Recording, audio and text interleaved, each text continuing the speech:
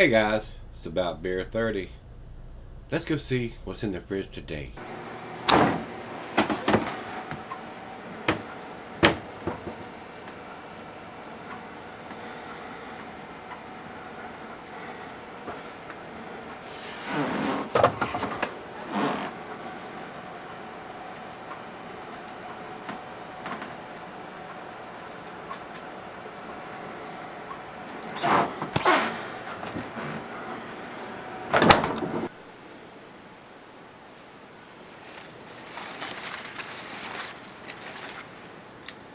Hey everybody, welcome to Gregsbeerreviews. Today, thanks a bunch for stopping by. Today's beer, we're going to do a Oozlefinch beer. This is their FML, and it is a double IPA coming in at 7.5%, and the lovely head brewer Rachel Howard has produced this, and it's got the little QR code to get more information and dating. I picked this one up at the craft beer store, guys. I didn't get a sample of this when I went out there, so this will be something that I have not tasted or reviewed before, guys. So if y'all get a chance to check out Oozlefinch and Fort Monroe, very historic Fort Monroe, Virginia, I suggest you do that. Very nice operation that Russell's got going there. Very, very friendly people working there. The staff were awesome when I was there. Very pleasurable trip. So, says here, let's be honest, about 98% of us are handling the pandemic as well as we can. Some of us are eating ramen in the 13th time, and some of us are using anything we can to wipe our butt. FML, right? If you're stuck between a rock and a hard place, don't fret. Oozlefinch is here to save the day with your next favorite double IPA. The double is bursting with aromas of pineapple and mango. A protein-rich body and moderate carbonation makes this double IPA insanely easy to drink. The world may be on fire, but this is fine. Everything is fine.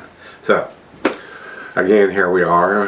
Hopefully everything is relaxing on the pandemic, mask and all that stuff, but then on the horizon they say there's another variant on the way, and all this may ramp back up again. So, the world we live in today, I guess, guys. So, let's find out what FML is all about.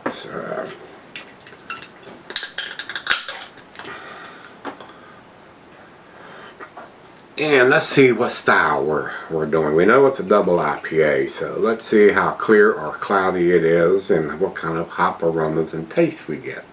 So, fairly hazy coming out. I mean, not super bright orange juice hazy, but definitely looks like an unfiltered beer. So, very colorful label. Got their Oozlefinch bird on there, and it looks like they've got some kind of, I don't know what it is there. I don't know if that's, looks like a chair with a bird underneath the cushion there. I don't know what that is. Almost 2 fingers, finger and a half of head, guys. Super hazy, super cloudy. A slight hint of a little bit of light through the thin part down at the bottom, but it is very, very cloudy, very hazy. I mean, to me, it's close enough. I mean, not bright orange juice, but it's close enough to me to be in that style, in the appearance anyway. So let's find out. To the nose we go. Now, the hop aroma is not off the chain, guys. I'm getting a little bit of malt, a little bit of pine, maybe a little citrusy mango, but the aromas are not off the chain like a typical New England style would be. So right now, I'm not thinking the aroma fits that style, but let's go find out what the taste brings to the table. So let's find out. Cheers.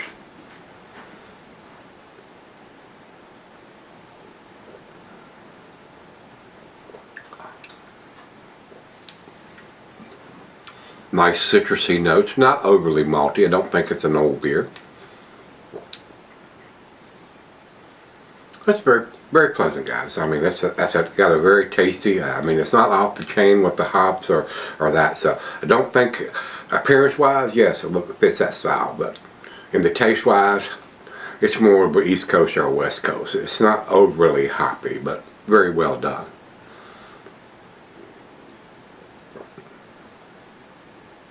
As far as the taste, I would probably say West Coast style. There is enough hop presence in there to make it into that style. It is hoppier than an East Coast style would be, in my opinion. So, very pleasant.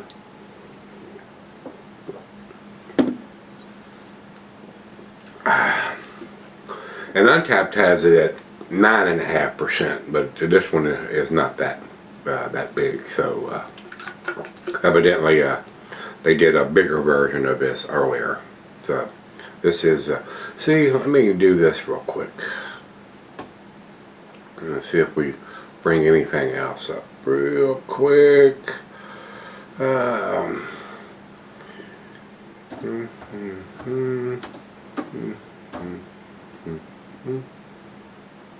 No, I typed in 2022 version, so this may be a 2021 edition.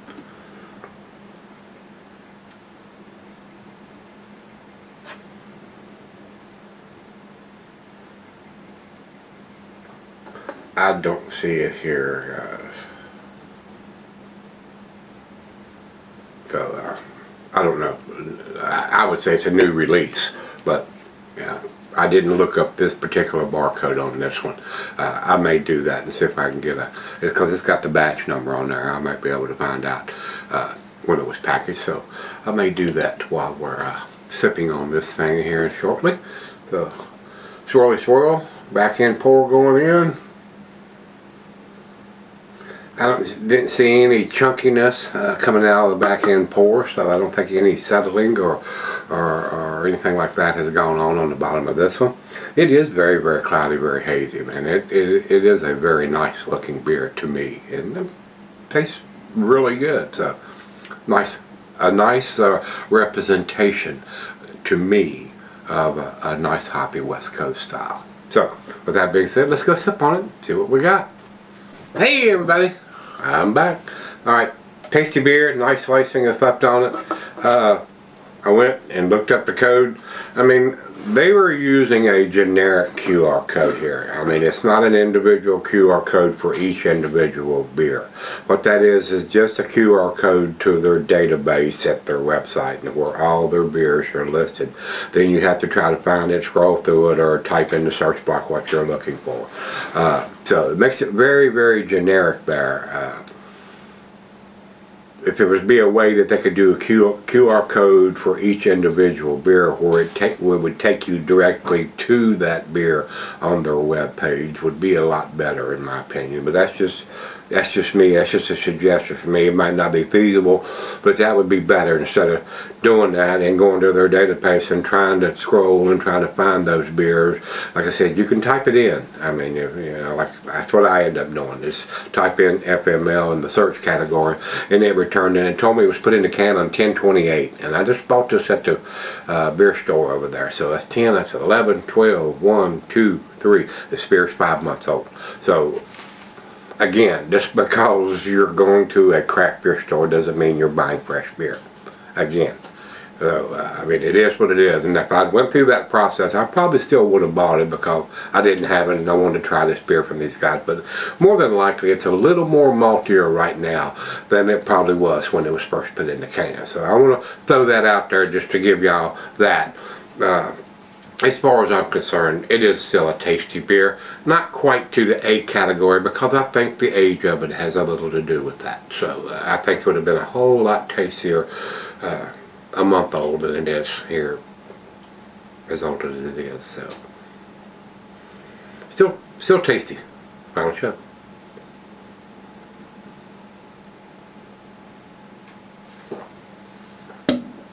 There was just a very slight bit of sediment in the bottom, but not much. So just make sure you do the little swirly swirl there before you do the final chug or the final sip to get all that mixed up in there. But again, guys, I wish it would have been fresher, but it is what it is. That's all I could get my hands on, and I wanted to pick it up. So to me, guys, for what I'm drinking right now, which Would probably have been a different grade if it was fresh. B plus 88 for me on this one. Still a tasty beer, and definitely would be something that I would purchase again if you could get it at a reasonable price. So again, with that being said, this is not available down here. I had to go to the craft beer store, and like I said, I actually have found out they make a run from that craft beer store to Richmond once a week, and they pick up beers in Richmond that are not distributed on this side of Virginia. So he's taking that extra step, being the owner, and bringing in beers that he can't get here from the distributors locally, and or anybody that will distribute it to him. So he has to make that run to get those beers for his store. So I mean, we get to taste stuff that normally we would not get. So that's good for us around here. But and again, unless you see an actual physical stamped on date on it, I mean, this is good, but it's not quite there yet, in my opinion. It needs to be more specific where it goes to that beer instead of having to go to that site and all that stuff. So you know, that would be an improvement over what we had. So keep making those baby steps. That's what we're going to do. Guys, let's jump over. Beer Advocate doesn't have any grade. They also say it's retired.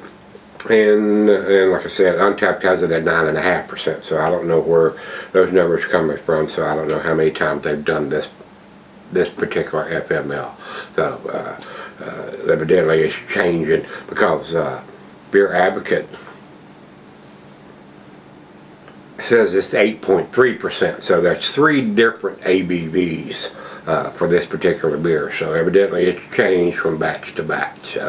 So we got 7.5, and even on this one it says 7.5, but when you scan the code and type it in, it says it's 7.65.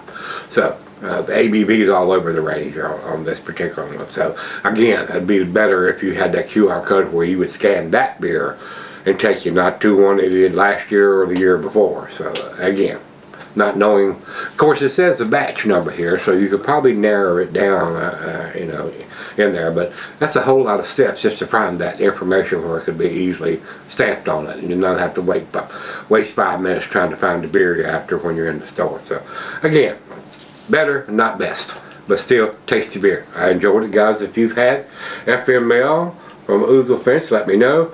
No grade on Beer Advocate, and Untapped has the 9.5% at 3.93. We're not drinking that beer, and plus it's got a little age on it, so take it as a grain of salt. If you see this beer and you got a phone and you can scan that QR code and type it in or find it, check that date when it was put in the can or the bottle, whatever the case it may be, and you know, it might take you a few minutes, but you're going to know how old the beer is you're buying. So that's where we're going to leave that. So if you've had FML, the 7.5% according to the can, let me know what you think. Till we meet again, let's go see what's in the fridge.